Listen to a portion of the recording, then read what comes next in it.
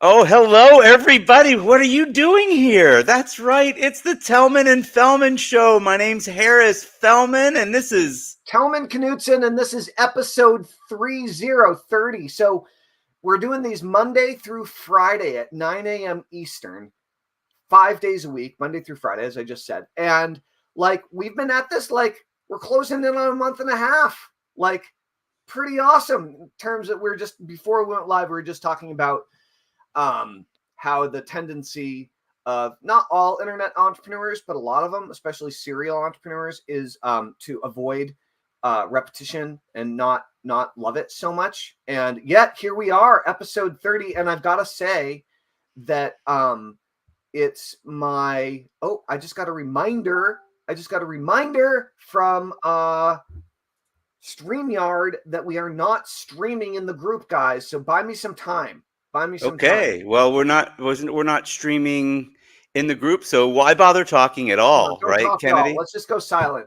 I want to do the intro, but I might as well not waste the intro if we're not live. Let's just talk about Well, I actually think so. Tellman a month and a half ago was like, "Hey, let's do you want to do a live stream?" We're in the middle of working on a very big project, and I was like, this week, maybe even today. Should be it's pretty much launchable as far as we know, but we're now at that last minute, let's check and make sure it's really launchable point. Yep. But big project that then in the middle of it, he's like, "Hey, you want to do a live stream? We should do a live stream. Let's start today, tomorrow, whatever." And I was like, "Okay, but that means this project is going to take longer, and but it's going to be worth it." And I'm like, "Okay."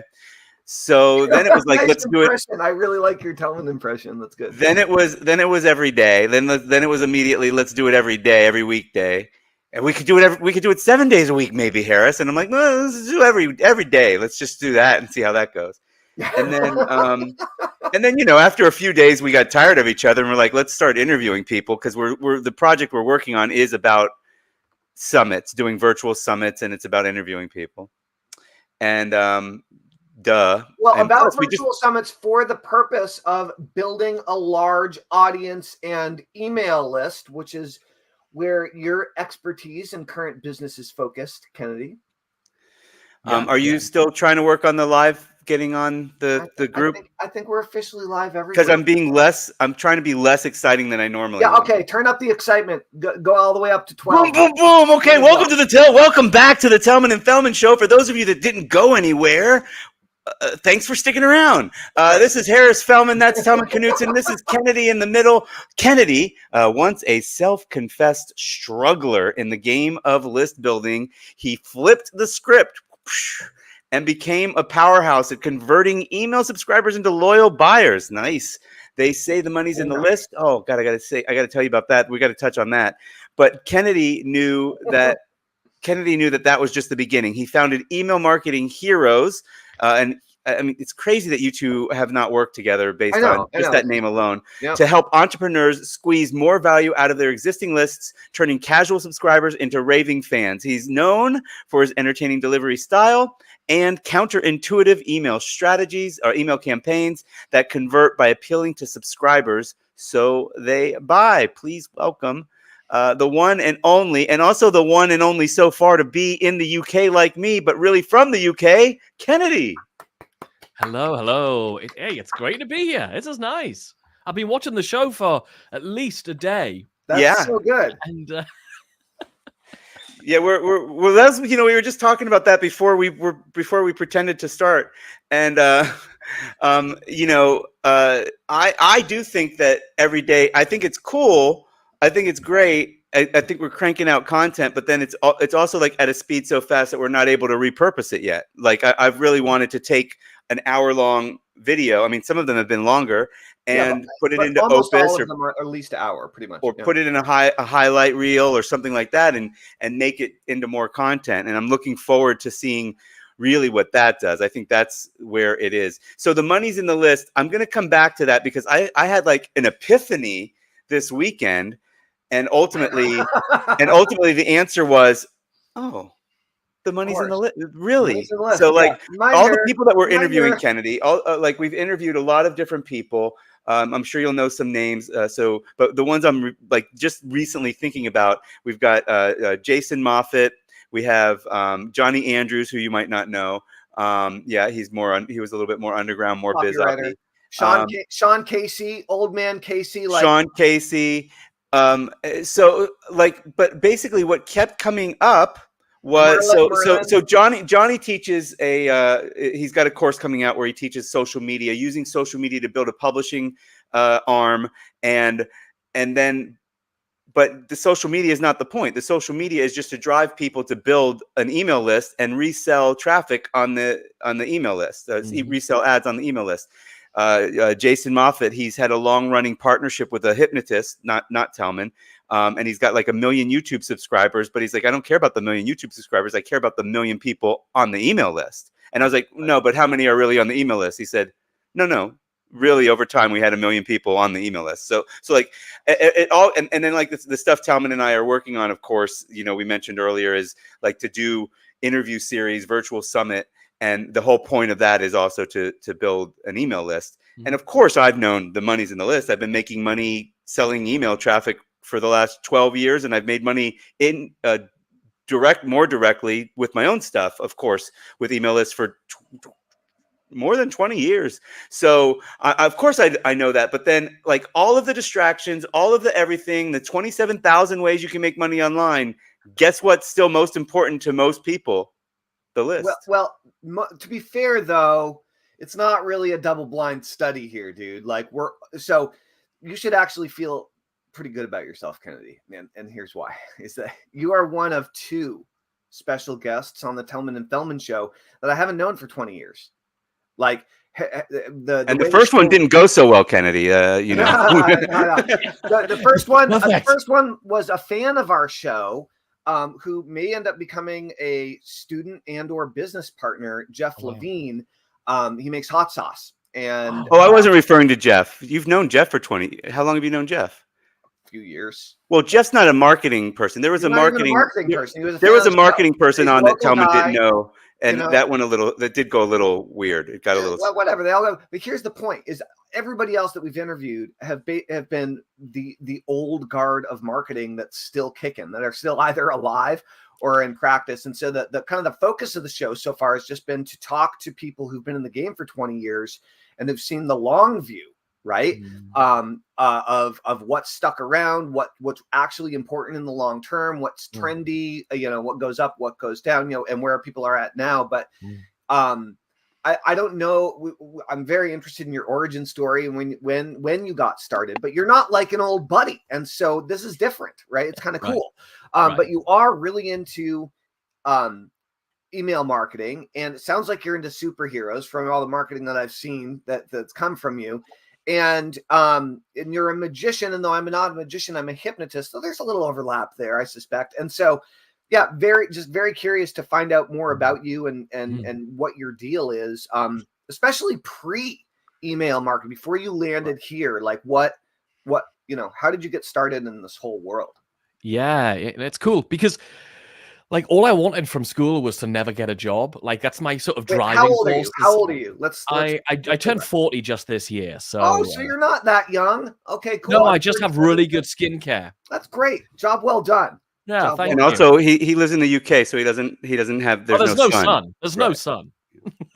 Yeah, there's no sun. Yeah, so basically what happened out of school, I thought, well, what could I do? And the slice of magic that I decided to follow was what in the States is known as mentalism. I think it's becoming more of a sort of common phrase around the world, which is the psychological type of magic, which is the heart. Almost like I'm like the blend between Harris, who's there, Harris on that side and Tellman on that side, where it sort of brings these two together. Because if you don't know what mentalism is magic, but that doesn't use physical manipulation like magicians do, like Harris does, but it uses mind stuff.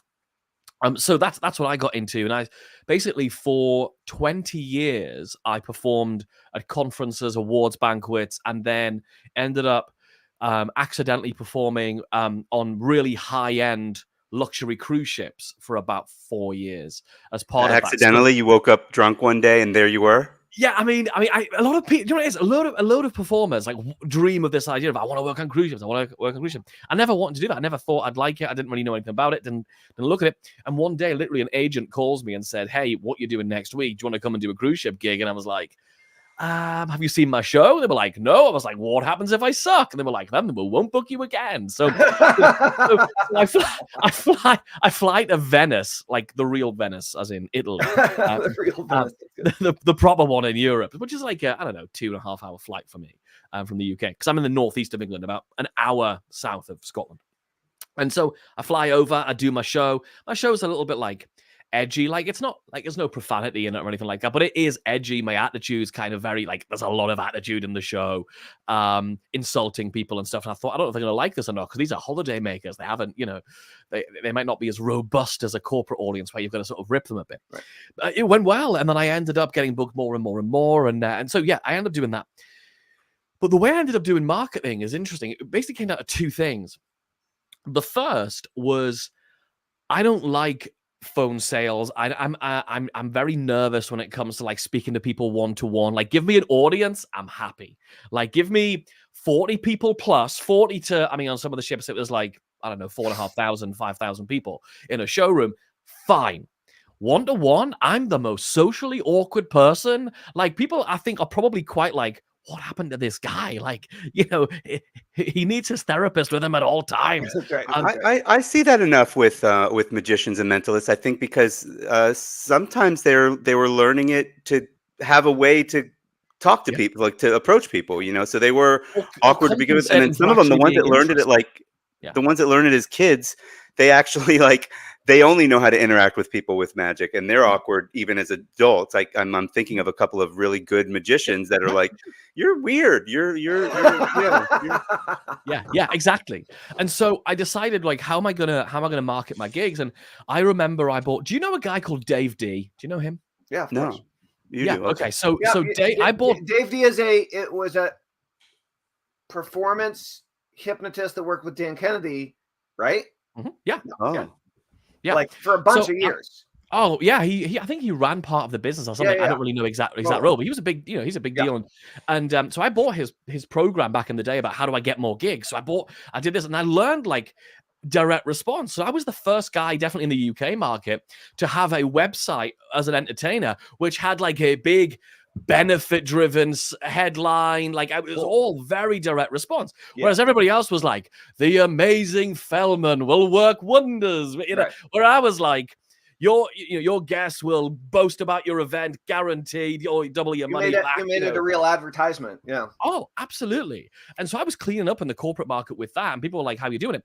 And so that was basically me signing up to Aweber, getting a website, and doing automating upsells, like all this sort of stuff for my gigs. Like, I had autoresponders. People would book me, and then a week later they get an automated email that said, hey, just been sitting thinking, and I was thinking I could do this extra special thing where I can play like Russian roulette but with staple guns. I could do that at your event for an extra $1,000. Do you fancy it? Right. And they would reply going, yep. And so I was doing like upsells with my shows, right? Which is cool. That led to. So about when was that? So first of all, that's like, you're saying that there weren't a lot of magicians for sure in the UK that were using any email, even, like, right? No, not at all. Yeah. Not at so all. Maybe 10 years ago?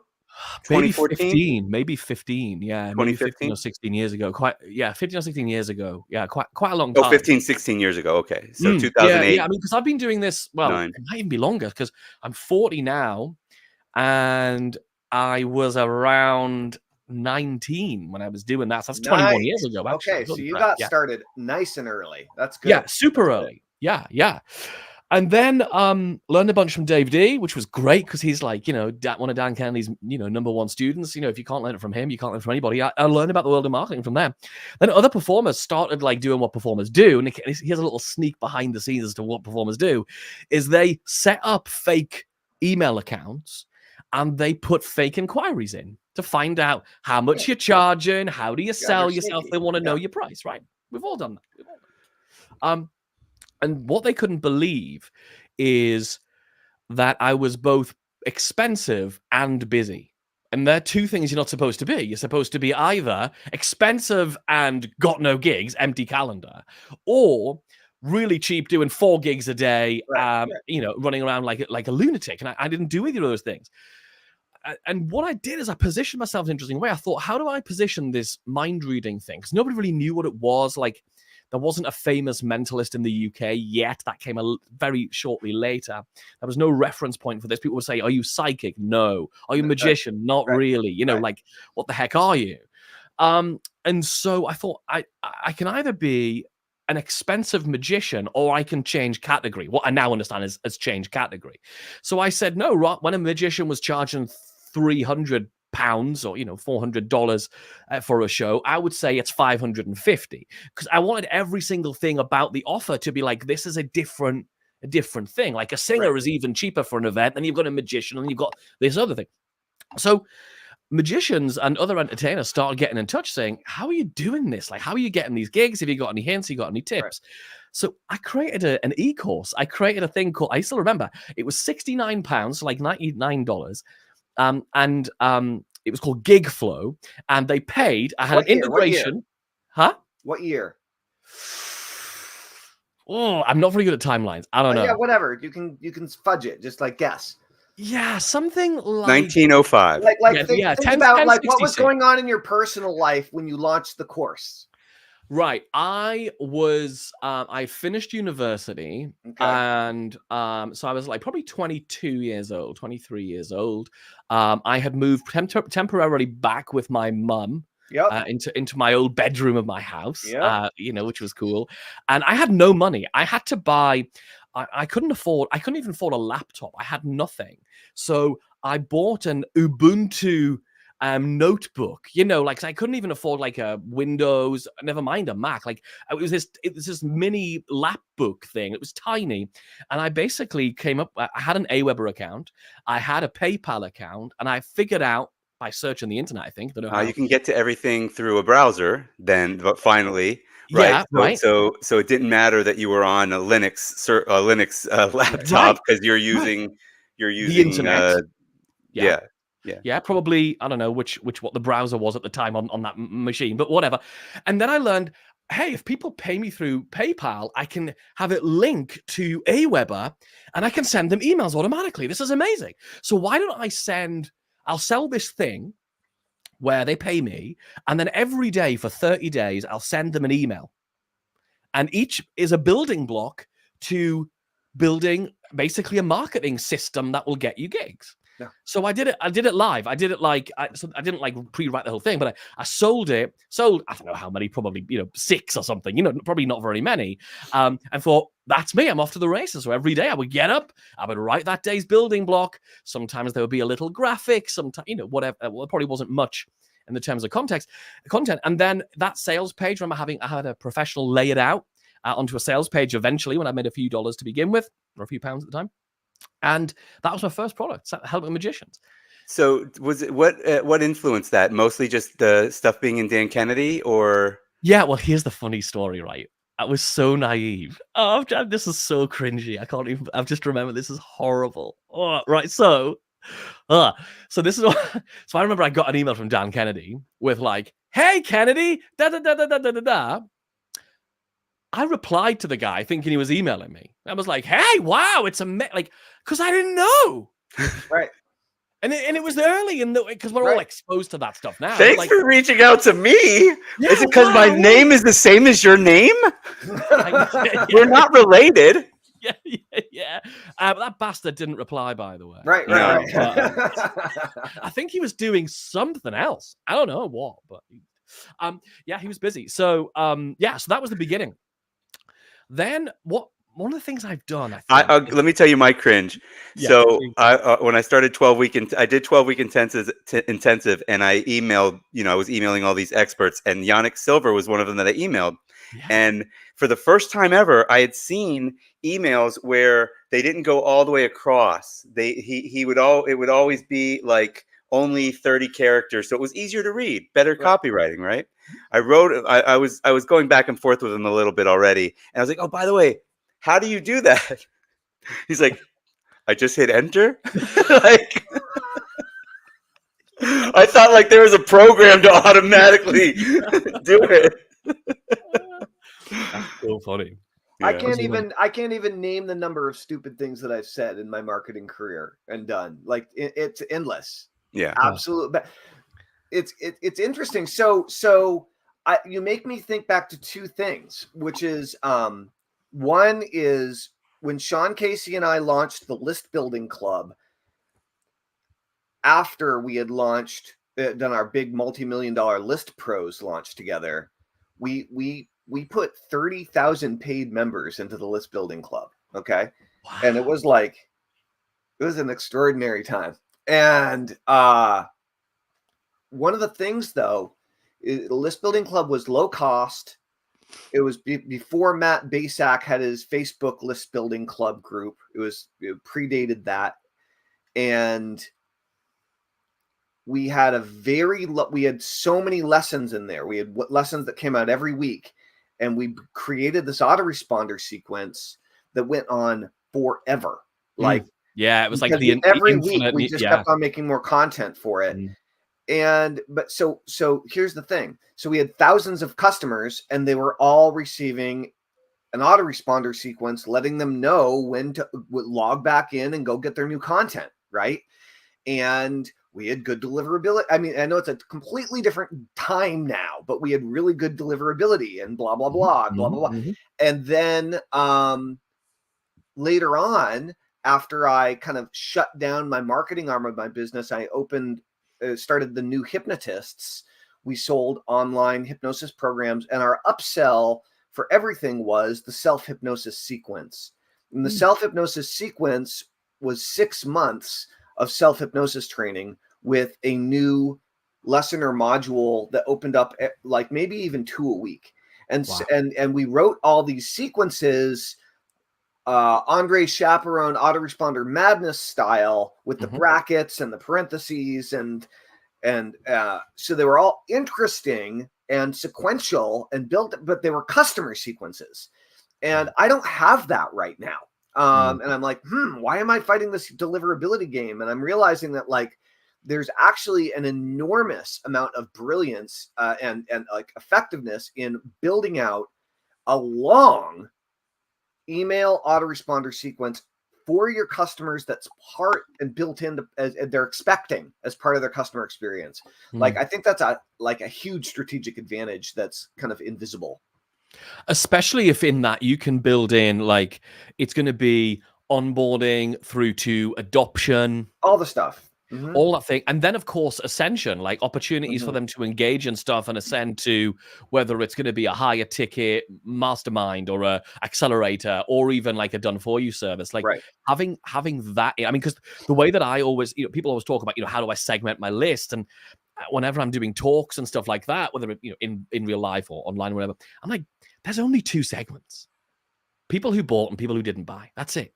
Like I think most of the time for most people, you don't need to overcomplicate it more than that. Have they bought your main Rome flagship offer or have they not? And each day you're going to just wake up and decide, today, am I going to do something that's designed to activate customers to turn from somebody from something I've invested in, so a subscriber, into a customer for the first time? Or today, am I going to do something, or am I going to go with a campaign which gets our customers to buy more stuff? That's right. And that's the game. That's the only game we need to play. Yeah. Cool. So what are you doing? Are you having to, like, we talked to a lot of guys about how much they prune their list, or really, I would say only send to, people that have engaged in the last X days. Are you finding that's more important as well, or because you've got such a high touch, you don't have to worry about that, or what? No, I think we all have to do something very proactive now about this. And actually, this is all very fresh top of my head because for our program, I actually delivered a training just 2 weeks ago called Get Delivered, which was all about the things that have to be in place to get delivered. And I mean, if you've got any size email list now, you need to be very proactive. And any size is over a few thousand now. I mean, I'm talking we've got some clients who've got like 70. We've got this one woman called Sheila. She's got 72 subscribers, came in, used a campaign and like sold out her mastermind, has a now 6-figure business. Like, so I'm literally talking like any size. Yeah. If you're doing email marketing, If you have an you- autoresponder or a CRM where you're sending You're either in. a sequence or broadcasts or both to people, we're not talking about if you're sending personal Gmails or if you're an email marketer, you're building your list and you're trying to get better email marketing and to grow your list. Right. Exactly. So some of the things that we're doing is, well, important stuff. And this is all like really heavily researched. I'm obsessive, like making sure what we're doing is like bang up to date, what's working right now with the latest and greatest and what Gmail's doing. So one of the first things that we do is Google hates it when somebody joins your email list and they don't engage in the first 14 days. So we have an automation set up for, they've got 14 days because that means they haven't downloaded the lead magnet or they haven't accessed the lead magnet. So we don't even put them through a resuscitation sequence at that point. Well, I have something for you that I heard from Travis Ketchum that I hadn't heard before. So you mentioned they didn't download the lead magnet. What he's done and tested that works really well is on the thank you where you say, oh, your lead magnet's in the email. If you don't download it in the next 10 minutes, it goes away. And cool. he's gotten his open rates went up a little bit from you whatever. Make it a one-time offer, basically. I mean, it's a It's like an expiring thing because the thing is, I think a lot of people forget. It's really important to push people to consume our lead magnets. Just because we're not charging them money for them, we still need to do things to raise the status of the lead magnet, especially now when people are so exposed to them. So what we do with our lead magnets is we call this creating the curious cat, right? Because I've got 2 cats and I like cats, right? But what we do is we deliver our lead magnets in the members area, right? Good. Because when somebody receives the email, it's not like here's the link to download it and like low value. It's here's a username and a password, log into the members area. What member platform are you using? We use WordPress with a bunch of plugins. All right, old school, cool. Yeah, really old school, but maximum flexibility. Because what I want to be able to do is get people into it, and I want them to be clicking around, looking at all the stuff that's locked, heading off to sales pages and buying stuff of their own fruition. You know, it's like it's like really showing people the outside of the busy nightclub, hearing the music on the outside and seeing the lights and hearing the people screaming. You want to be in there, and it creates that very same thing. So that's the first thing we're doing. I like that. Yeah. That's good. Yeah. It works really, really well. It's a double. It gives you another benefit in getting them into the membership area. Absolutely, because they're now going, oh, I chose to buy. We don't want to, when we want to be sold, we want to choose to buy. So first 14 days, ditching them is the first thing. Second thing is if we email daily, I think like a lot of people do, and that could be the minimum has to be 3 days a week, right? We have to be emailing at least 3 days a week. Otherwise, the truth is people are forgetting who you are. That's just what's happening. And the biggest enemy to getting good deliverability is people forgetting who you are. So they stop opening and engaging with your emails. And that gives a nice sign to Gmail that people don't value what you're sending. That's what it's looking for. So what about the people that are like, oh, Kennedy, I deal with magicians. They don't want to get an email from me more than once a week. Right. Well, the thing is, then what's the promise? Like, remember, the reason someone's on your email list, right, is because they've got a problem they believe you have a solution to. So if someone's going to solve my biggest problem, they're going to give me a tip or some insight or some inspiration every single day, some kind of value every single day to help me solve my biggest problem, then I do want to hear from them every single day, right? And the second piece of that puzzle is I think we often get the responsibility completely the wrong way around here. Look, they have joined your email list. They've come to your house. They don't get to sit on the couch and tell you they hate the wallpaper and they hate the way they are allergic to cats, so please get rid of your cats. They've come to your house. If they don't like it, they get to leave. There's an unsubscribe link at the bottom of every single email. They don't get to set the rules because it's your game that you're playing, especially if on the sign up, you're very clear. Hey, get my lead magnet, and also you'll get my free email tips every single day to help you make more sales with your email marketing. You can do this 2 ways too, right? Is of course in direct response, we're trained to focus on the problem first for the most part, right? What's the big problem we're going to solve for people? And walking into that, you can just be like, look, the biggest challenge that you have is you're not focused on where you're actually going every day. You're distracting yourself. You're avoiding the problem. And I'm going to help you get your head in the game and focus on improving this situation every single day. And that's why you're going to hear from me, right? But the flip side is if it's not problem solving, like let's say you're selling lollipops or something, like You can be like, I love lollipops. If you love lollipops as much as I do, I'm going to be sending you a wonderful lollipop message every single day, and with my lollipop reviews, because lollipops are the best thing that on the planet. So let's join together in lollipop land or whatever. Right. So, I mean, you can really do it if you're, but the thing is, that's an enormous amount of responsibility, right? Whether it's a live streaming every day or sending an email every day. A lot of people don't do it. They say, oh, people won't like me, blah, blah, blah. But I think over the years, I've heard that excuse so many times. I think it's because people are lazy. I just think they're not willing to do the work a lot of the time of actually getting in there and do the work on their business every day. That's a very common excuse. Or they think. Go ahead. Yeah, but you want to, with anything where it's an ongoing responsibility or anything you've got high resistance to, all I do is I'm like, how do I simplify this thing? If I'm going to have to send an email every single day, if that's what I'm going to do, because I can see how damn effective it is, deepening a relationship, how do I make it simple? So the two things I do, one, there's a question which I came up with to hack your own mind, to come up with unlimited numbers of email content. And I'll give you that in a second. And the second thing is to make sure you've got a formula which is easy. And the formula that I use pretty much every single day. So this is my routine. The first thing you want to do is you want to attach, it's called habit stacking. You want to attach the habit of sending an email that every day to something else you already do. So for me, I get up at 5 a.m. I know it's a new habit for you, Tellman, but I do get up at 5 a.m., right? And I go downstairs and I put the kettle on to boil water for my first cup of tea of the day. Because I'm British, I have to be a cliche. It has to be tea, right? I drink tea now as well. Don't worry. Welcome. I even put milk in it after it's already. Anyway, let's go on. Okay. I've been trying to switch to matcha. Wow. Yeah. I mean, what are you, Japanese? Come on. Anyway. So while that's boiling, I flip my laptop open. I leave my laptop on the bench every evening before I go to bed. I flip it open and I write an email, and I write the email. So I've stacked the habit. I've attached the habit to something I'm already going to do. I'm going to make that cup of tea. I'm going to brush my teeth. I'm going to, whatever it's going to be. If you want to do it in the evening, just as you're about to close all your tabs on your computer, you're going to write it. So stack the habit next to something else. Otherwise, you'll go, I forgot. Well, you'll only forget if you haven't made a way to remember it. Then you're going to use a formula. So one of my favorite formulas is SLO for every single email.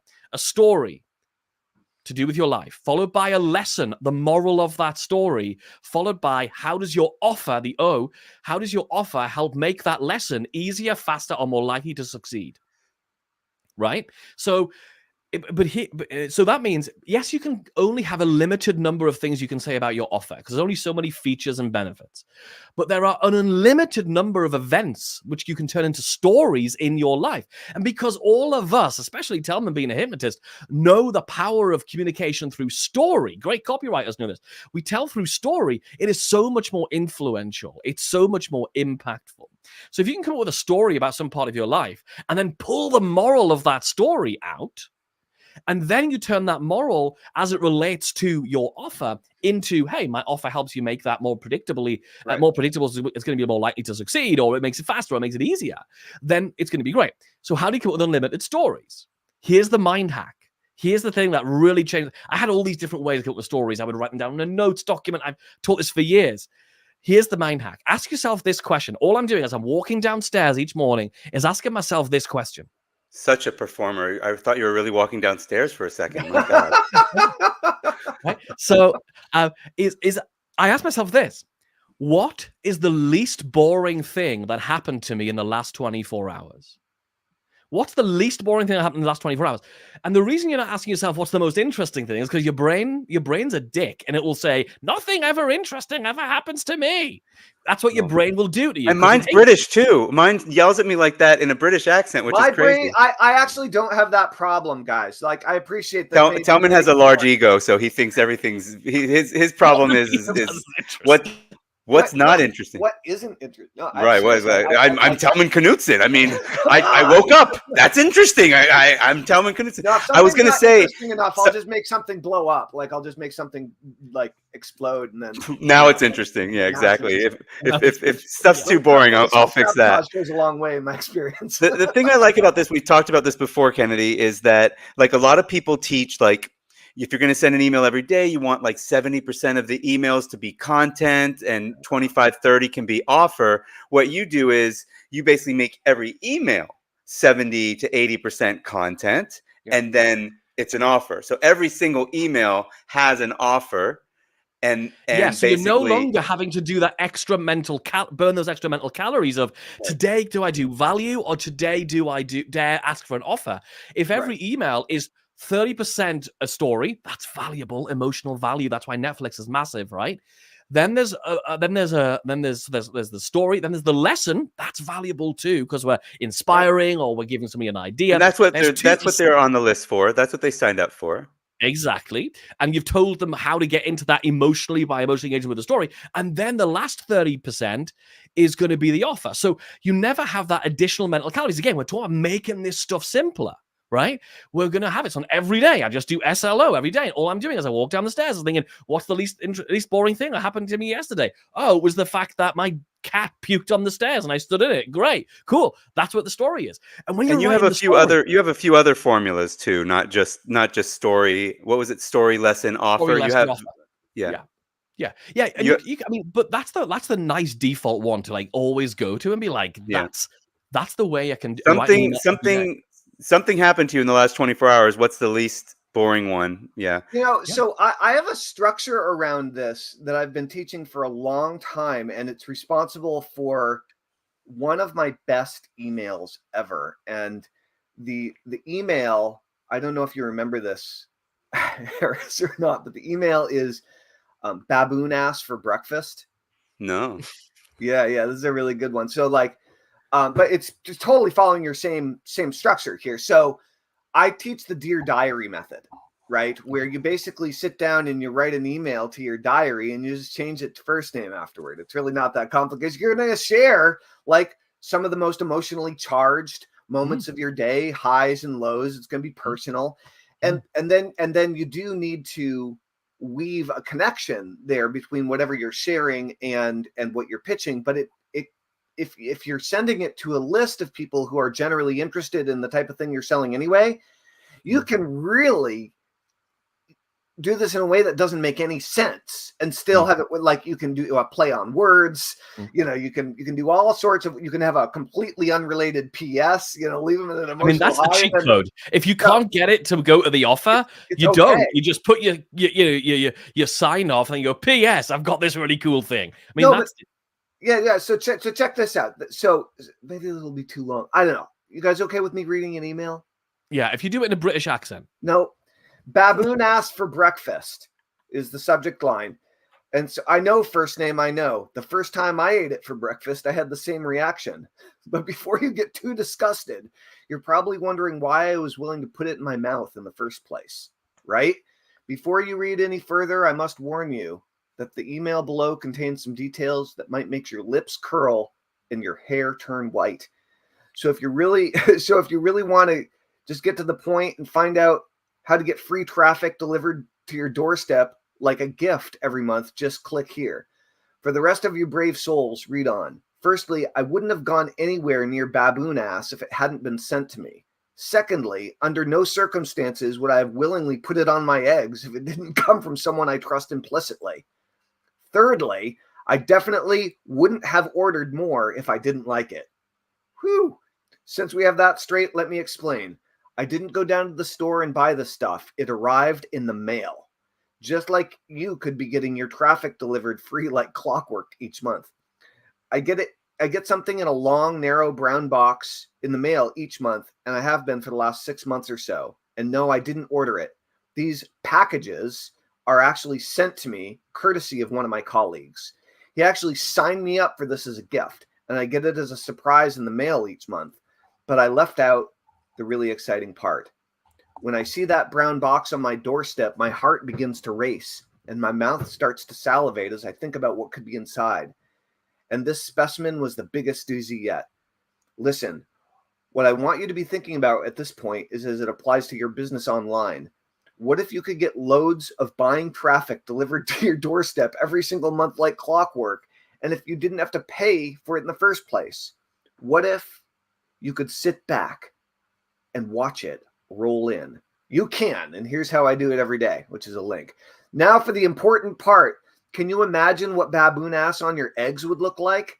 I can, because it's the single most important marketing business secret I've learned to date. Are you ready? I will share this gem of wisdom with you in a few short seconds, but I have to make absolutely sure that you're prepared for it. It's that important. You see, before I ate baboon ass, I was a little unclear about how all this worked, but no pun intended. Today I realized I've been doing it for the last several years without knowing it. So picture this. You know what? This is long. I'm just going to fast forward. So baboon ass was a habanero sauce, right? It's a hot sauce, and a friend of mine signed me up to the Hot Sauce of the Month Club, right? Wow. And the email goes on like twice, but it was basically I realized I was promoting an offer about continuity when I wrote this, and I think the version that I just read to you wasn't the original version. I think that I reused the email to put something with traffic. The original version had to do with how to create continuity income. Continuity showing up. And the Hot Sauce of the Month Club showed up every month and was an example of continuity income. But the baboon ass was the shocker that got people to read it, right? You give me another idea. I love that. I really love that. One of the ideas I just had that I thought what you were going to do here, and I think this will be fun to try. In fact, I'm going to try this in tomorrow's email, definitely this week, is come up with like just a normal email where you're talking about a thing. Like, let's imagine it was salt, right? Yeah. Salt. And then go back through and replace it with a ridiculous word. And then at the end, be like, right. And it turns out my computer is auto-correcting salt with the word baboon ass, right? Yeah. So like it has this sort of like, did I say baboon ass? I don't know. I think there's something probably quite interesting. Well, I mean, isn't that what Mike Chaney does with the word money? He just comes up with ridiculous words to replace the word money, so it gets through the spam filters. That is funny. Yeah, that's awesome. But yeah, I mean, I fully agree with your personal writing. I one of the things that I've been teaching for years is that, look, if you want to have a good relationship with your list, then you need to stay in touch with them. You don't have a good relationship with anyone in your life that you haven't had a long period of intensive communication and frequent communication with on some sort of a reasonably deep emotional level. Like, so it's just kind of like, if you want your subscribers to pay attention to you, like, pay attention to them, like actually connect with them. And I mean, to sort of close that loop on engagement monitoring and deliverability, like, so what we do is if they make it through that 14-day gauntlet of like, have they engaged in the first 14 days, we're then going to wait for 60 days. If they disengage for a 60-day straight period, we're going to put them into a subscriber resuscitation sequence. So hang on. So basically, they pass the first test as long as they open an email within the first 14 days. Yeah. And now they go into a new condition. Well, they're not gone. And then they get another 60 days to open again. But that's now evergreen. So that's running all the time. At any point in the future ever, they disengage for 60 straight days, we'll then stick them into a sequence which is just designed to get what I call proof of life. I want to know, are they still there, right? So it's a 3-phase campaign. We'll not go into all the details, but basically it's stuff that's just designed to get a click. Yeah. I don't care what the click's going to. I'm not going to offer a paid offer. It's just to get a click. Send them to the most popular YouTube video you ever did, or that anybody ever did. If you're in the motivational space, send them a So proof of life it's not within the 60 days. It's towards the end of the 60 days or after the end? After 60 days. If they don't open within 60 days, it's basically clickbait time.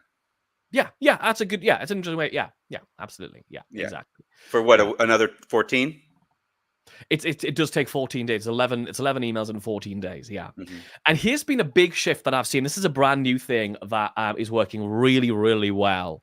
And what it is, when we're sending a broadcast email, because basically each email is getting its own individual score, right?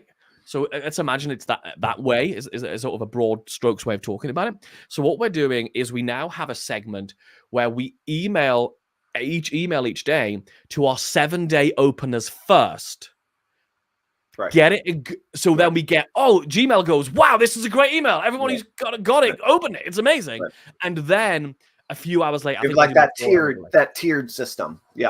Yeah. We're only doing 2 tiers. We're only doing, 7 days and then everybody else.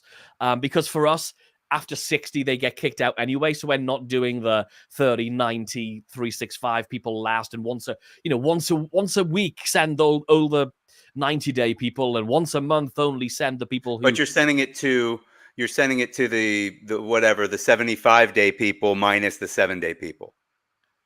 Right, because you're not going to resend the same broadcast to the same people a few hours later. No, exactly. Yeah. So you're whatever it's called. So we just have a condition that if they're in blocking condition, yeah.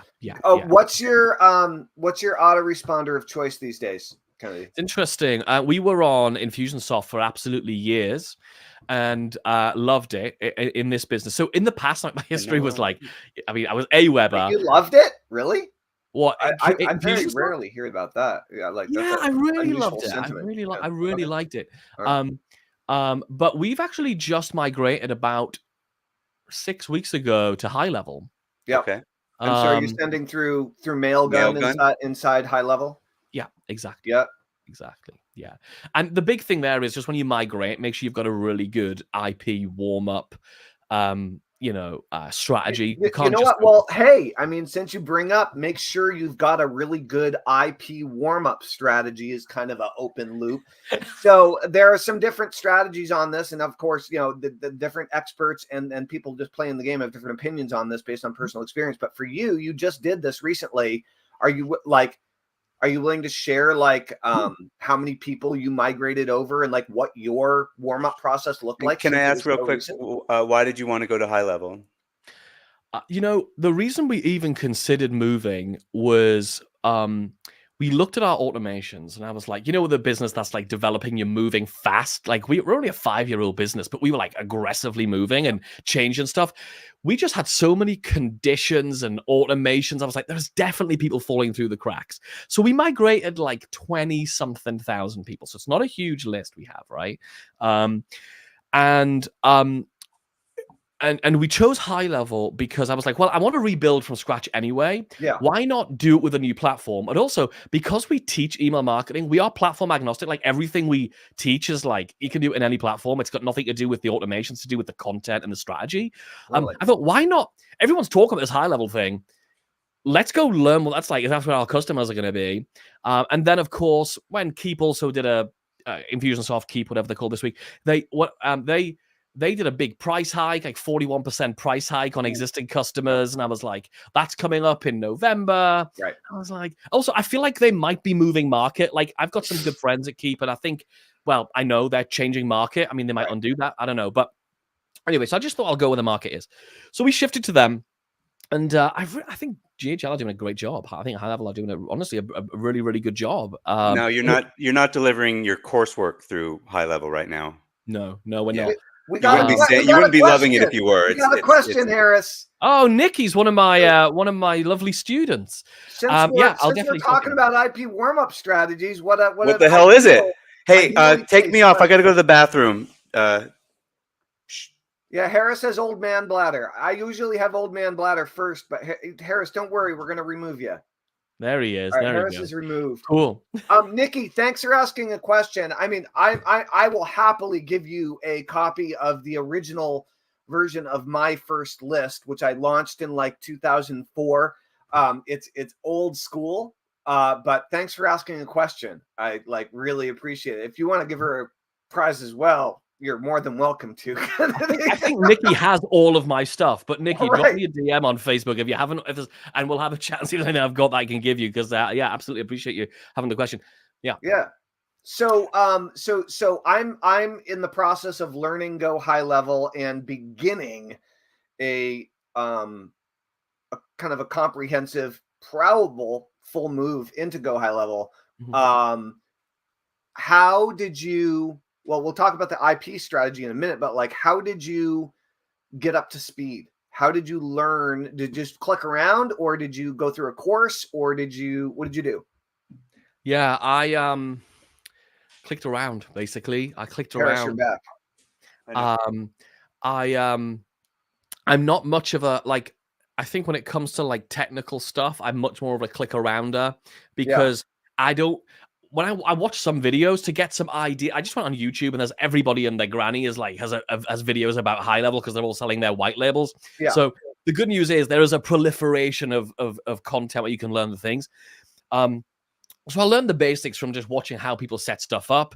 But because I've got my own method on how that I like to do email, I had to sort of go and learn it a lot on my own kind of thing, just by clicking around. I think there's a bunch of things when you move. One of them, of course, is like doing all the export, import, getting the tags across, which is fun. And luckily, I had a team member do that. I had a team member do all of that bit because, I mean, he took care of that part of it. But one of the things you've got to do when you shift platform, and this doesn't matter which platform you're going from or to, it could be to GetResponse, it could be to any of them, right? To Infusionsoft. When you send an email, there's two main elements that it looks for on a sort of technical level, reputationally. It wants to know the address, like the server that your emails are coming from. So that's the IP address. What's that? That's the IP address or the domain? That's what they call the IP address. I don't even know what IP stands for. I really don't care. Internet Protocol. Okay, cool. All right, cool. Will I consider white labeling GHL? I considered it, then I looked at how much support was involved, and I am just not going to get involved in that. No, but I do have an affiliate link, Nikki, and I'll send you that. So here's the thing. When you send an email, it's going to look at two things. One is high level, and each of the platforms has its own what's called IP address. That's the big server, the big computer, which does the sending of the emails, and it's got an address, it's got a location. And it's going to, in Gmail and all the recipients of emails are going to look at its, how well are they managing that IP address. This, by the way, is one of the arguments for using and staying on a shared IP address and not getting a dedicated one. If you look at this, right? And this is kind of theory, but think about this. When you get into GHL at any platform, they're like, hey, get a dedicated IP address, get a dedicated IP address. And that means only you will be sending from that IP address. You won't have to deal with the reputation of all these other people. Well, of course, if I screw up my reputation of my IP address, right, you got no buffer. They don't care. No buffer. They don't care because they've got no reason to fix it. Whereas if I'm on a shared IP address and I'm killing everybody else, they're going to do something on it. They've got a vested interest in fixing it. So I would suggest for most people, shared IP address is actually what you want to go with. To get started. Definitely get started. And until you've got 10,000 emails. I think more than that, man. Well, I will say this, though. Like with the changes in February, you have to manage your own domain reputation no matter what. So this is the bigger. So domain is different than IP for Nikki's sake. IP is like, so basically, I always say it's like IP address is kind of like a phone number. It's a bunch of numbers. And then the domain name basically says, whatever, Kennedy.com. It redirects to that IP address, and you could move the IP address around, you could move servers around, but your domain address. So when you're sending from a domain address now, you've got to have all that properly set up. Mm-hmm. And then I agree with you that the shared IP address is better, but I'm like, does it really exist anymore? Because like I'm on GetResponse and I guess because sometimes their IP reputation affects me, and I do believe they don't say it, and maybe they're telling the truth, but they won't admit that they have like a different set of IPs for good behavior and bad behavior. Like I'm on some good behavior lists right now, and I believe I've been on not good behavior before, and I don't IP address not list. I believe you're being penalized. You can contact most of the companies and say, "Hey, can you put me on a different?" Right. But here's the thing: the big change. And they're like, "No," and then the next day, your open rates go way up. yeah, maybe. But the thing is, from everything I'm seeing, your domain, your website reputation has a way bigger impact on your deliverability. And the reason is, and the way that I always think about deliverability is, what would a spammer do And how do I do the opposite? So what people used to do, you still see people asking this in Facebook groups who are, newer to this, not as experienced, just don't know it. They'll say, hey, my email deliverability on GetResponse sucks. Should I move to MailChimp? And that's what spammers used to do. Like, used to get shut down on one platform and import their list somewhere else. So of course, Gmail, they know, like, they're smart. They know that's what's going on. So now the biggest lever in your deliverability, whether your emails, and I want to just define something here. All the platforms, GetResponse, high level, Keep, everything, they all say they have a high 99% delivery rate. That is not the same as deliverability. Right, there's an annoying extra syllable in there. semantic. Extra syllable. Yeah, exactly, right? And their semantics do matter, because when they say it's delivered, that includes being delivered to the spam box. Yeah, it includes being delivered to spam. So what you want to really do is look after your reputation of your website. So if you're I send from emails from emailmarketingheroes.com. I want to make sure that my deliverability reputation is good from that domain. So that's the two bits you need to. So when you move, you want to make sure that you're doing some kind of campaign, something, and we can get into that if you want, about what you should do to warm that up, to make sure, oh, right, I'm now using the same domain. Perhaps we might be using a new subdomain, which is what we did. We set up a new subdomain, and also you're using a new IP address. So we want to just make sure we do all the things we can to show very quickly, we send good emails, our people like our emails. Please put us in the primary inbox where we get the most eyeballs.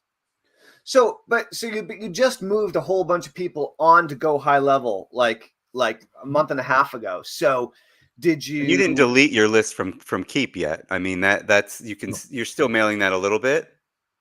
We're not emailing it much now, actually, but we tailed off. Yeah. But as you brought it in, what did you do to set it up? Did you set up like a 60-day sequence and then move people into a clickers segment when, what was your process to warm things up, and how quickly did you import people in? Yeah. So we just to make sure there was no fragmented data, people unsubscribing here, then getting an email from there, because you got to be a bit careful here, so you're not upsetting people and also breaking the rules. So spam and reputation and stuff, because obviously the biggest thing that can happen is somebody unsubscribes from you, they get an email the next day, and then they hit the spam report button. That's really going to hurt a lot of stuff. So you want to make sure we're not doing that. So yeah, what we want to do is make sure the content we send people from the new location that you've imported people to is going to be stuff that Google is going to think is safe. So there's a bunch of things you don't want to send. One is you don't want to do this anyway. Don't use URL shorteners, bit.ly, tiny URL, because that's what spammers do. So don't use any of those things. Next thing is send links to stuff that it's going to like. So do you know what Google loves? Google flipping loves Google. So what we did to begin with is we send people links to things like Google Docs, YouTube videos on YouTube, Google Slides presentations, but didn't embed the videos on any pages. Right. Literally, go watch this YouTube video on YouTube. Here's the YouTube link. Here's the Google Docs link.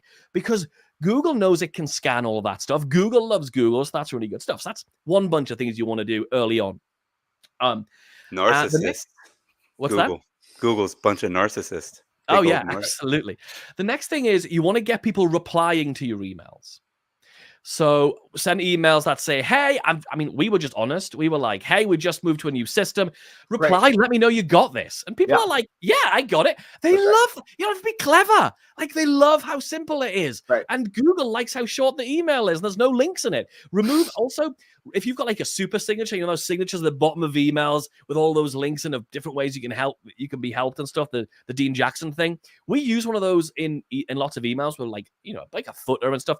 Just remove that when you're first mailing, because again, you don't want to have lots of links. You want to just build that trust, And the final thing to link to is it really likes it when you link to pages that are on the same domain that you are sending from.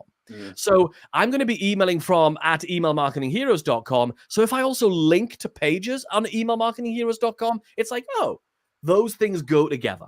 Are you mailing through a subdomain, or are you just mailing through the main domain? We are now mailing through a subdomain, and I resisted that, and I thought that was a terrible idea. And then I did a bit more research and realized that I was completely wrong, and I have now new understanding of that situation. Is it a better idea to do that, or is it just doesn't matter? It is better. It's better from everything that I've seen because, right? So, what are you using? Like Mail Dot, or what are you using for your sub? Well, I'm just using we're using E dot. Yeah. Yep. Yeah. Okay. Yeah. So what did you discover with this new understanding? I mean, I've been fan of subdomains and mailing from subdomains for a long time, but I also didn't, the landscape's changing, and so I'm always keeping my ear to the ground. Yeah, and I was the opposite. I was like, why would you send from a subdomain? That's stupid. Like, I didn't get that. And then do you send them from the subdomain, but then you send them to a link on your main domain? Yeah, that's fine, because Google knows that those are related. They're like, okay, I can see, like, I know what a subdomain is. Like, but doing it with a subdomain rather than like a different domain is good, right? So, exactly. So you wouldn't want to be like, KennedyEmail.com versus emailhero.com. Right, exactly. And the reason for the subdomain, right? And this was a big change for me. Like, it's good to learn new stuff and improve. So, basically, what happens is like a lot of people, I have a Gmail, like a pro Gmail account set up so I can send emails from my domain, emailmarketingheroes.com, like most of us do, right? But I also had my Infusionsoft set to send emails on behalf of emailmarketingheroes.com, both with no subdomain. Right. The problem is when Gmail and Google reverse looks up where your emails are being managed by, it gets confused. It goes, I don't know which one of these are. Different places. Yeah, right. It looks, and then but who would do that? Oh, a spammer. Right. So by having them be managed, by those inboxes being managed, or those domains, shall we say, the mailboxes, in technical speak, it's called MX record, but whatever, we want them managed by different places. So when Google does a reverse lookup, it has certainty. It goes, oh, that's managed there, that's managed there, they're related, everything is good. So how do you have that set up, though, in order to avoid the problem? So like you have your Google Workspace Gmail set up so you can manage the inbox. And that's just from the root. That's just from emailmarketingheroes.com. Yep. And then you mail from eDot, and that's hooked into your mailing system. Okay. Yeah. Okay. Yeah. That makes sense. And then where do your support emails come from then? Yeah, support. I don't know what we've done with that actually. I would need to check. I didn't take care of that bit. I would need to check that. Yeah. What do you think it should be? From the subdomain or from the main domain? Yeah, I think it should be a different subdomain. Yeah, a different subdomain, right? One platform really managing each one, really. Unless your support is just your main inbox, right? Like there are a lot of support desks that just create a ticket. Yeah. I'm thinking like help desk. Like we're using help desk, and that's got its own MX record and its own whatever. So we use Freshdesk for ours, and exactly. Yeah. Right. Yeah. Cool. Well, we actually already touched on this a little bit earlier, but since we got another question in, Mubosi wants to know, is it possible to make money with an email list of 60 subscribers? I mean, you talked about a 72-person or 74-person subscriber list earlier, I believe, but in your opinion, in all of our opinion, but since you're the special guest today, Kennedy, is it possible? How do you respond to that question? It's possible, but it's one of those things of like how the conditions of making sales from any subscriber, right? That is how well qualified are those people, and like how much do they match the offer you're going to make? Like, are they all in there for the same reason? Are they at the same stage of what their need is? Are they at the same level, at the same stage of awareness? So it depends on who those people are, okay? But let's just say, for example, the way I always think of it when people talk about my email list isn't very big, because I hear that like bloody every day. And I'm like, imagine 60 people have just come into a room. They're all sitting down. They're looking at you and they've said, I'm here because I think you can fix my problem. 60 people's a load of people. It's a lot of people, right? And so the good thing about email compared to a physical room is it's much more scalable. and much more automatable and much more remote. You can do it from anywhere. But 60 people, what I would do if I were you, I can't remember the person's name now, but Lugosi. yeah, what I would be doing is I'll be reaching out and I'll be asking to like, hey, what's your biggest challenge with X right now? And I will be starting to get that understanding. And depending on the price points of like what you're trying to offer, I would be like, if I had 60 people, I would be opening up a calendar and getting on the phone with people. I know it's scary, but actually, if you can just sit and have a conversation and go, hey, you got on my email list. I'm just curious. Like, honestly, if you ever want to feel like a celebrity, offer 10 spaces to your potential customers. When they get on the call, they're going to be like, I can't believe it's actually you on the call. Like, the ego boost is fantastic. Right. Which is really cool. But then you get the insight of like, okay, cool. What's going on in your business? What's going on, whatever your thing is, like what's going on in your life? What's going on in your relationship? What's going on in your health? Whatever your space is. And now you can just find out, cool, what have you tried before? Why hasn't that worked? Really? Right. Okay. And now you're basically co-creating the offer with them. When you've got a huge advantage when you've got 60 people. You've got a huge advantage. It's super true, but it's also like if it's the wrong 60 people, it could be completely worse. Yeah, I mean, how did they get on your list to begin with? Like, did you just find their email somewhere and they don't know who you are? But doing what Kennedy said and reaching out to them and saying, hey, what's your biggest problem in relation to X? And if they don't reply, you're done. Yeah. If you get 0 replies from 60 people, you start keep building a new list. But the real answer is always be building your list, always be improving. Like one thing to think about is, so if you had a restaurant, right, and everybody was required to give their name and email address when they come in the front door if they want to get a free basket of fries while they're waiting, then most of those people are going to give you their email address on the way in the door, and they haven't ordered yet, they haven't paid yet, but they walked in the restaurant and they're hungry. They're on your email list because they just walked in the door. And so that's an example of a hyper qualified list, right? Like all you have to do is stick a menu in front of them and most of them are going to buy some food, right? But yeah, if you bought the list from like some weird dude, probably not that cool. Like if it's a, I mean, not to mention, if immediately after people opt into your email list, if you attempt to sell them something appropriate, some of them are probably going to buy, in which case you just made money from that small email list, right? Yeah. So like, it's possible to make money following up. It's possible to make money as people are joining your list, right? Regardless of the size. Mm-hmm. I think Lugosi asked a question last week about like, what can I do to get started for $20 or something like that? Wasn't that him? Yeah. Yeah. And here's the thing, like I basically, what I ended up doing when I was coaching fellow entertainers, I ended up building a monthly physical subscription newsletter. Yeah. Which would go out every single month. That was the thing I ended up doing. And the way that I built that business, I ended up one of the biggest lists it's a very small space, but the biggest list in that space at the time was I did 2 things. One, I did a viral contest way before all the tools we know about. Like I know Mr. Ketchum, who you had on the show, he has a great one. Yeah. And there's others around. And the second thing I did was I did a summit. Like a summit. Oh, let's talk about that. What was it called? It good segue, by the way. That was well played. You're so welcome. See, story, lesson, offer. Easy, right? So we did, it was called the Entrepreneur Performers, because my program was called Epic, Entrepreneur Performers in a Circle. So it was like Epic Summit or something. Yeah, something like that. It was, on something, I can't remember. That's a good acronym. Well done. Yeah, the Epic thing worked well, but I can't remember what the summit was called now, but yeah, it worked really, really well. It works really well, especially in unjaded markets, like in the non-marketing market. Right. Like the speakers are like, well, actually, it's a double-edged sword. Let's be fair. Yeah, right. There's the other side. It's a double-edged sword. One, they don't know about it, but 2, you might be. And I helped somebody with a summit once, and you have to just make sure that there is where your fellow speakers who you would have actually have a list.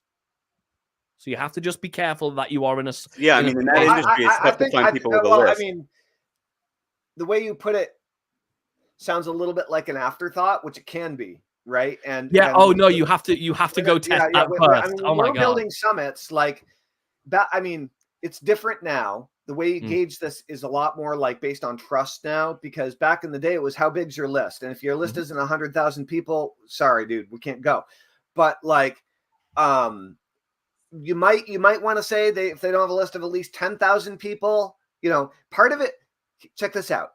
One easy math. How big a list do you want to build with your summit? Great. Make sure all of your speakers have a list that's at least that big. Okay, so there's some easy math for you, right? But a lot of people either have a small list, don't have a list, or are unable, unwilling, or inexperienced in actually promoting to their list. Right. Yeah, I mean, and we ran a summit for 3 or 4 years in this business, and it was an amazing thing. That was called Inbox, and it was amazing. And it was, again, multi-speaker. Oh yeah, I everyone think I was on. I think I was on one. You were either on that, or we did a 24-hour live podcast, which you were definitely on that, Harris. Yeah, I was on that. Yeah, but the Inbox Summit was great. Like, it made us good sales.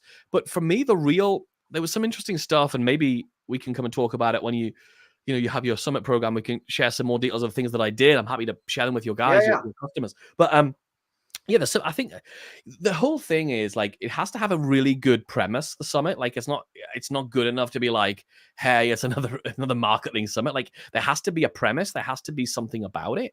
But also, for me, there's like there's a bunch of things, right? One is we had like different categories of speaker. Yeah. We had content speakers, which were like their content was going to be like fire. We had audience-based speakers, which were like they're going to be like the whale audience people. And then we had status speakers. And they're the ones that you use as like the headline, like on the page, like, hey, Russell Brunson is speaking at the thing. Right. Tellman is speaking. Celebrities. Celebrities, right? So we had like status speakers. They're the ones that people are coming for that get people to enroll. So that was a big thing. And we just have a spreadsheet which has like a drop down on each thing. Like, what are they? Which one are they primary? Like, they have to fulfill all of them, but what's their primary purpose at this thing, right? And there might even be the case with some summits where your headline person might not bring any audience, like, by promoting, but they're going to bring audience by conversion of the page, right? Yeah, so it's a trade-off you have to. It's a trade-off you have to be willing to make. Sometimes, if you get a cool headliner, you'll get both. Oh yeah, absolutely. Yeah. And we were very lucky with ours because I mean I'm lucky and I've got some I've been able to make some good friends in marketing. We've had Todd Brown, whe's a good pal of mine, John Benson's a good friend. So again I've been able to like assemble some really good people. But also the niche people who are not like the celebrities are often the ones who've got the massive audiences. Like our biggest affiliates are people you've never heard of. Or at least the most responsive ones. Often they're the newer audiences too. They're fresh, right? Because people are on the rise. Yeah. And they're like hustling. Sure. Yeah. It's interesting. I guess I've mostly thought about and talked about those status people as being to help you get other experts.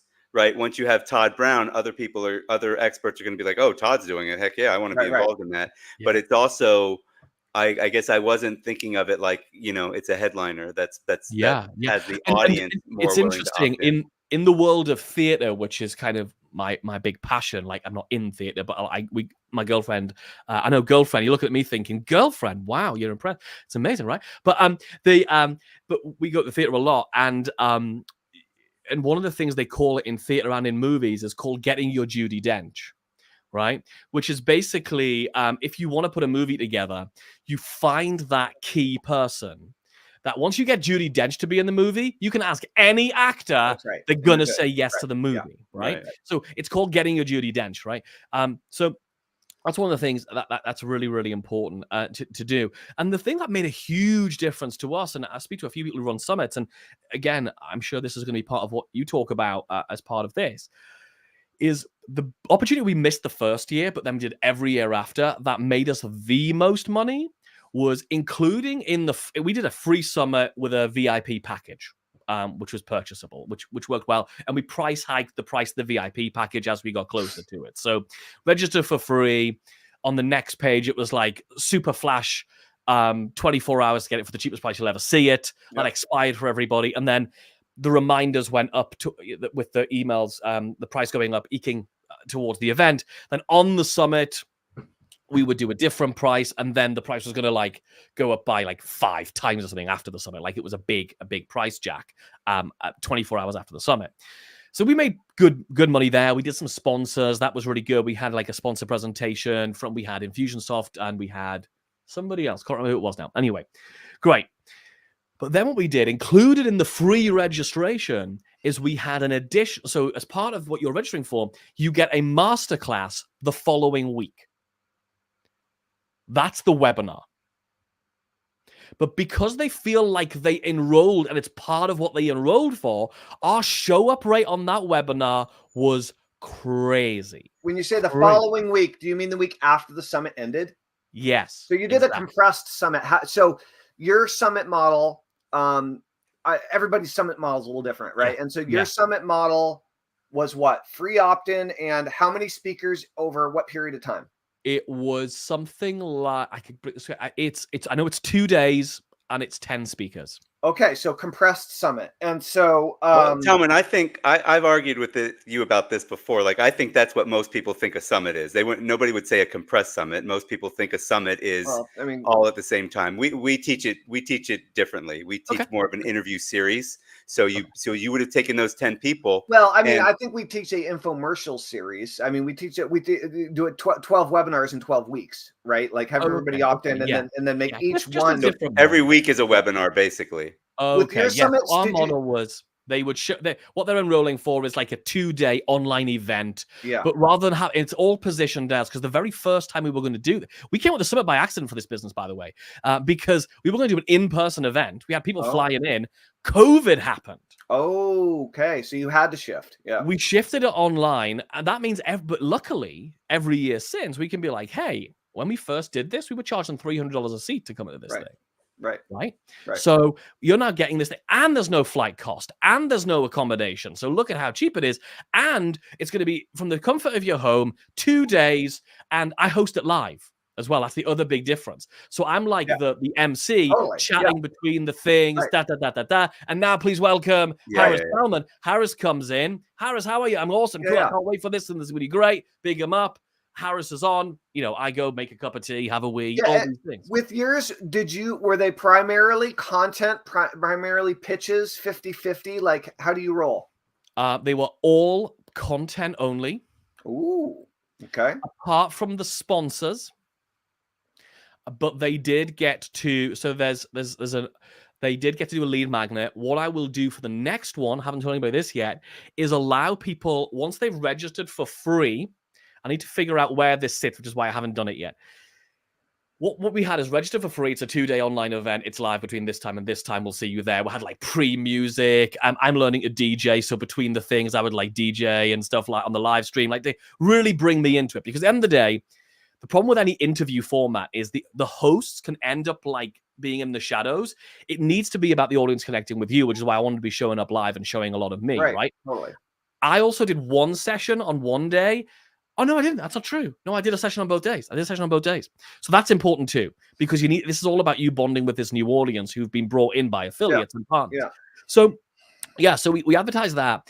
But then what I'm going to do is, so what we currently have is they register for free. Next page is the best price ever for the VIP package, which is the recordings and some bonuses, right?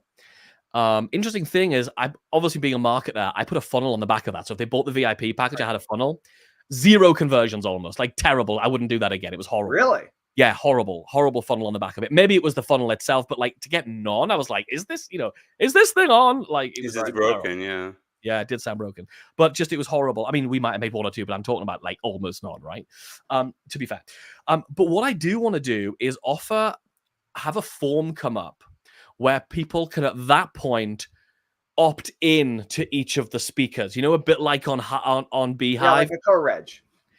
Exactly, a co-reg. Yeah, I wasn't sure if people knew that term, but yeah, exactly. So literally there and then, hey, here's some special offers from our amazing speakers. Yeah. Pick which ones you want to join. And they're basically... So check this out. Back in the day, I had a software that I built we didn't build it from scratch.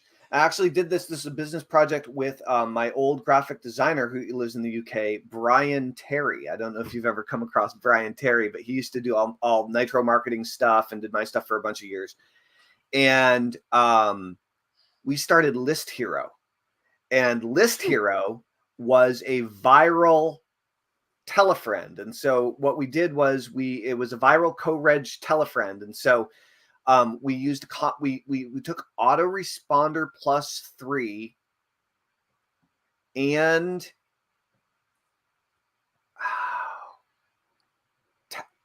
Telefriend Pro or something.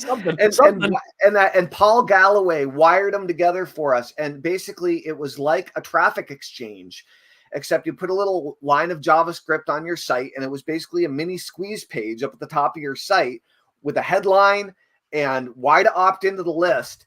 And then you opted in, and then you could check off a bunch of other lists to join. And the more people that join which is essentially an advertising space. That's great. Right. And so the more people you got, the more ad impressions you generated, the more ad impressions you got. And so it was a really cool, like viral, but it was called List Hero, which is kind of that's funny. Kind of a funny I had the first ever bit of tech I ever developed was it's for that viral contest, and it was way before any of those tools existed. Yeah. So I had this guy, like this really grouchy old guy from somewhere in like the Midwest, like code this thing up. And I was going to sell it. I remember the name. It was called List Wax. I don't know why. List Wax. All right. Wax on, wax off. What? Yeah, I don't know what that was about. But it was like, here's your unique link, share it, rewards. Yeah. I mean, the UI there wasn't one pretty much. It was horrible. Right. But yeah, that's how I built the biggest list in that industry, was using that. And then we did the summit later. Yeah. Yeah.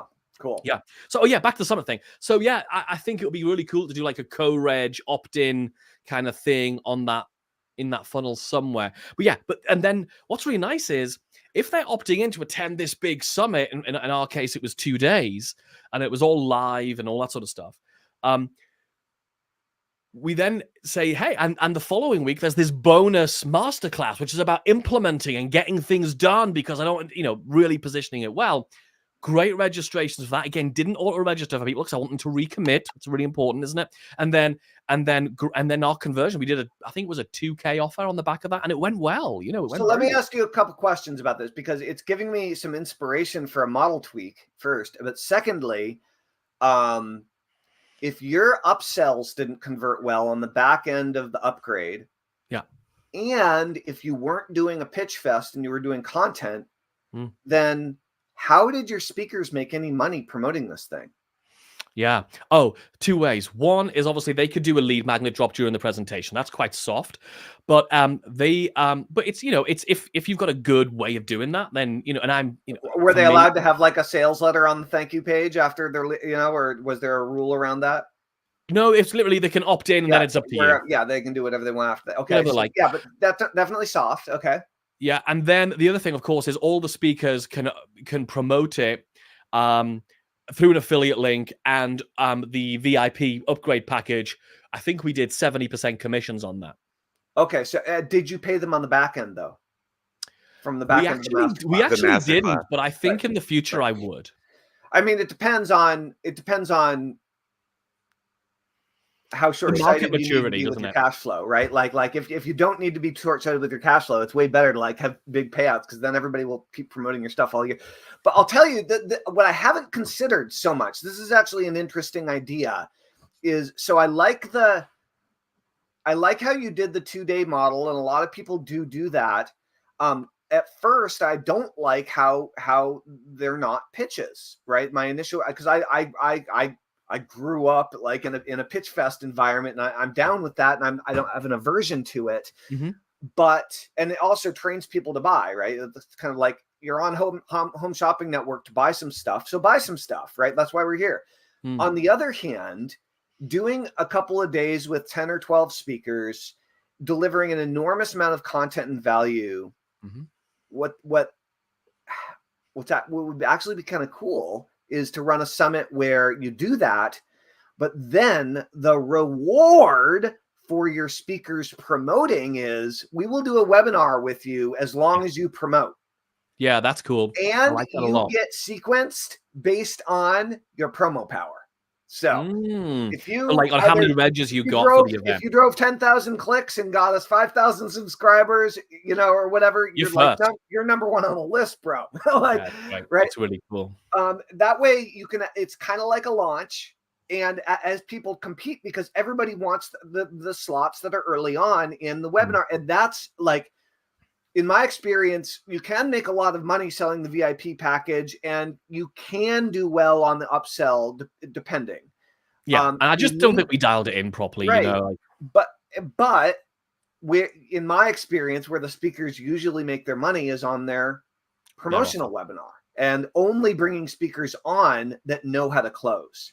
And so what this does is the 2 days blows people away with hopefully valuable content from a bunch of the different speakers that they tune in for, which hopefully would develop trust, rapport, connection, and like the feeling of, oh, I might want to learn more from this person, and let me get on their pitch webinar and see what they have to say now. Like, yeah, I mean, for example, Dave D was one of our speakers, you know, and he's like, he's a marketing guy, but again, he was like, yep, I'm there for it, and it was really great. But I like that idea of like doing a follow-up promo. Like a hybrid. Yeah. You know, and I just want to throw out there that like the way I've always done it is I definitely pitch something at the end of every one of them, but some of them I didn't worry about if they were good at selling or not. I mean, maybe I would have made more money, but I don't know. Like, I think there's a balance that happened too, where people were able to relax a little bit. This is more of a content one. This is a more salesy one. You know, and I think changing things up is good, but also what it means is if none of the speakers can pitch, you can charge a premium to sponsors, so who can pitch. So our sponsors were the only ones who pitch. It also means you get a nice lower barrier to entry of like, hey, come and join. There are no pitches. This is a no pitch speaker event apart from our sponsors will be allowed to make you an offer. And we had different tiers of sponsor. We had some which were like between the sessions, we had like a slide thing come up, like an image come up with the sponsors on, which were just like small things up to. Did you make more money with sponsors or more money with the masterclass? Oh, way more money with the masterclass. Yeah. It's so interesting.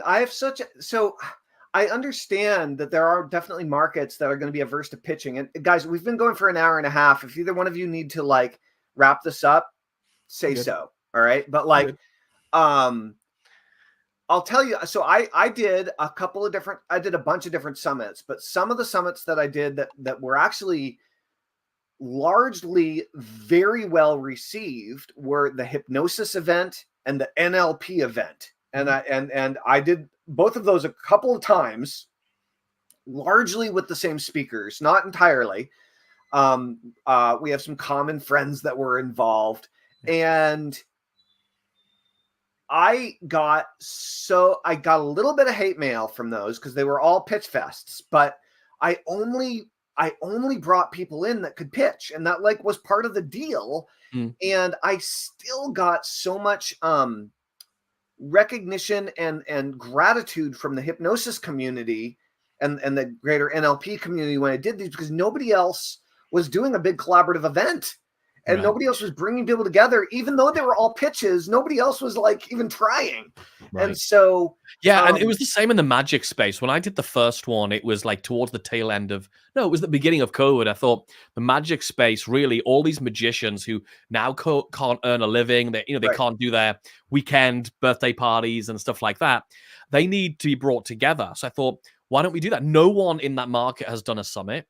So I think it was a 2-day. I might have that wrong. I can't quite remember. But again, people were like, oh my God, I'll share it. And I don't even want an affiliate link. Because I think it's great what you're doing and supporting the community. And I did position it that way. And I meant it. Like I wouldn't position something in a non-heartfelt way. I was like, look, we're all stuck at home. I think what what we all need is a bit of hope. So why don't we share? And it was about business. I think, was it? Yeah, it was about business for performers. And again, but see, to me, you're doing a disservice by not selling them something. Like literally in that, like knowing what magicians were going through at the time, for you and I don't know what you ended up doing, but like, to not say, here's how you can make money for the next 6 months. Right.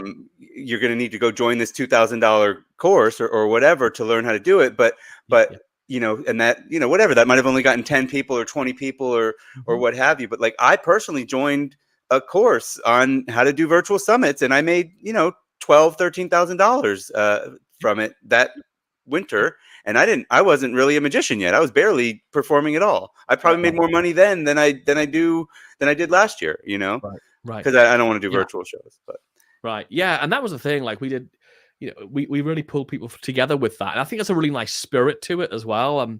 You can really serve the market. And if you like, I'm a person who likes to sort of serve first and then sort of ask later. I'm very much, that's just how I am. I like to give first, give value. And then, hopefully it sort of comes around in the bigger sort of space of it as well. well, we could set something up like that. You can read my mind. What do you want? Yeah, me he'll in? be watching. But No, we'll do it come on. anyway. He can pretend to be shocked. Give me Yeah. it's going to be the 6 of spades. Okay. Okay, cool. All right. All right. Anyway, so go on. Yeah. What were you saying? We were saying about summits. So yeah, I mean, I just think they're a really good way of establishing not just a good list size, but credibility in the marketplace, because by association with other people who are already big in the marketplace, but also building deep rapport with the audience who are now on your email list. You've already fixed a huge part of the problem with new subscribers, which is, how do I make sure they know who I am? How do I build rapport and trust with them? Well, they've just spent, in your case, a month, or in my case, 2 days with you. That's how, that's what so you fix that with a summit. I think you could launch any business in any niche pretty much. If I was going to launch another business, I would probably do it with a summit. Honestly, because it is such a fast way of creating positioning in a marketplace and going from unknown to if you're the glue that pulls everything together, if you're like the kingpin, then you have really high status in that marketplace by association. And you have huge amounts of trust because you're the person who does all these great things for the market. Right. That's right. Yeah, we agree. That's one of the things, as we were talking about it, people say, what would you do if you had to start over with that? And it's like, realistically, that's the thing. The thing that I did to start, which is a summit, Did you just use Zoom? We use Zoom, but we used Ecamm Live to go into Zoom to make it look pretty. Cool. Yeah, no, it really, I mean, it's not the model for everyone. If you refuse to be on camera and you don't want to get better at interacting with people in a virtual way, probably don't do it. Right. Yeah. And then, by the way, the reason we're using, there's a lot of these platforms came out for doing virtual summits during COVID. Of course, all these tech companies decided to develop these platforms. And I went on a lot of different summits to see what people were doing, how people were doing different things. And every time it wasn't Zoom, which was most of the time, people were trying these fancy platforms, there was just problems. Right. Just problems. You want to reduce the resistance, right? So how do we reduce the resistance? Use a platform that people are already sick to death of using. They know it that well. And because everyone's been on a Zoom pub quiz for the past 6 months, which is what was happening during COVID, of course. Get them on Zoom and then add, make it better. The first year we did it was just Zoom. The next year, we're how do we make people get there and go, holy this is great. So we had jingles and we had, frames and welcome, animation videos, the Thingy Summit, and all that. You can add all that stuff and it doesn't cost a lot of money. That's right. We probably spent less than $500 to have a bunch of animations and but the impression between the sessions when the slide comes on and there's someone, there's DJing happening. The plan for the next one was to have, I've got my DJ decks here, to have an overhead camera, so they can between the sessions they're watching me mix, all this stuff. All right. So there's just stuff you can do if you want to, but let's be honest. If you want to keep it simple, for your first one, I'm pretty experienced. Keep it simple. Yeah, I mean, yeah, that's it. Yeah, there's when you're doing a big collaborative event, the reality is that if you want to get really good at doing these types of things, that's what your vibe is. You can do all sorts of stuff. You can. But even us with all the experience that we have a great team, we're really good at tech, we're really good presenters. I've been presenting since I was, 15 years old performing. Right. The first year we did it with Zoom, and that was it. There was no fanciness, not at all, because there are so many little moving parts you're afraid of. You want to keep it simple, like as the speaker arrive. Well, that's the other thing is, even when you do add in fanciness, and it might be fun, and it may be more memorable that way. It doesn't always increase sales, guys. That's the other thing, and it doesn't have to, right? To make it more memorable, more unique, more your own thing. You're more invested. Like, the people are more invested. These are all awesome things, but like bare bones is definitely the way to start anything. In my experience, it's just like take as many moving parts out of there as possible. I fully agree with you. I definitely agree with that for sure. Oh yeah, definitely start simple. Yeah, Kennedy, we didn't really cover this before we went live, but is there anything you want to promote, or anywhere you want to direct people to check your stuff out? Like, where can people get on your list and find more about you? You have a lead magnet for us? I think I can probably get one. Let me think. This is not very professional at all. I should have given it. No, we didn't. We totally didn't talk about it, and I meant to tell you that you could totally shamelessly self-promote something if you wanted. Right. If you go to emailmarketingheroes.com/subject, I've been training an AI to beat my subject lines for the past 5 months. And it's doing it about 80% of the time because it's smarter than me, and I'm training it with like. Yeah, so all you need is a free Chat GPT account. You don't even need the paid one. Just go to emailmarketingheroes.com/subject, and you can just go and use my AI that's beating my subject lines 80% of the time. Yeah, it's good. Because for me, like, why would you create an AI unless it's going to do something better than you? Like, why would you make it not? Baboon ass for breakfast. Do a head-to-head. It's going to be a hard one to beat. But if you can, more power to the AI, you know. Cool. Email Marketing Heroes. I spelled all that right? Yeah. No, put an E after the O. Yeah, it's OES, Heroes. I spelled it wrong. Hold on, let me fix it. Luckily, we know that happens, and actually that will work as well. But we can. Good. HEROES. Yeah. Great. We'll fix that. Boom. Spell heroes right, and you'll get there. Awesome, dude. This was a great call today. Thanks for taking the time. Yeah, thanks for coming on. Really appreciate it. Invite, man. It was a treat. Yeah, great. All right, well, that's it. That's it for the show. We went long because we're a bunch of email marketing nerds and heroes. Email hero. Maybe Kennedy will accept our invitation to our upcoming summit. Maybe. Cool. Got to make it worth his while, I think. That's right. I want to pitch inside of my pitch. No. You're going to pitch in your pitch inside of your pitch inside of our pitch. Don't worry about it. That's right. Forget about it. All right, everybody. Thanks so much. Appreciate y'all being here. Thanks Harris. Again. Thanks, Kennedy. Bye, everybody. Thank you to all of our loyal viewers. Like, subscribe, something else. I forget what we're supposed to say. Yeah, share this video and ask all sorts of questions. Tune in every day, 9 a.m. Monday through Friday. But you didn't hit the button yet? He's supposed to hit. I thought we were doing the I already hit the button, and then we're just trying to talk it out until it stops streaming. Yeah, but I guess trying to not. keep you talking, Harris. I'm just trying. Oh, okay.